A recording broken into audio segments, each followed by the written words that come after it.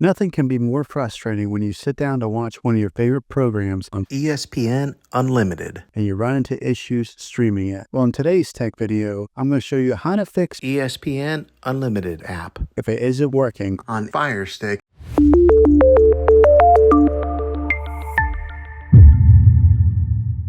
Let's see if we can fix your problems and get your ESPN Unlimited app. back up and running as quickly as possible. The first one, it's the easiest one to try, and that's to unplug your TV from the wall outlet and wait 60 seconds. Now, don't be impatient here. Wait the whole 60 seconds, then plug it back in. This is very different from turning your TV on and off with your remote control. This is what we call a hard reset of your TV, so make sure you do this method. If that doesn't work, then find your router that is giving you Wi-Fi and unplug the power to that for 60 seconds. Then plug it back in. If it fixes it, great. If not, let's go ahead and move on to the next method. Try deleting ESPN Unlimited app on your TV. Go to wherever the apps are located on your system and remove the app altogether. Then reinstall ESPN Unlimited app. After you reinstall it, you might have to log back in with all of your credentials, but hopefully this will work. And if that doesn't work, then I recommend buying an affordable Roku stick, Firestick, or Apple TV 4K and plug that into your TV and use that as your main streaming player. And you'll be able to access ESPN Unlimited app that way. I'll put links in the description down below of where you can get one. There you have it, folks.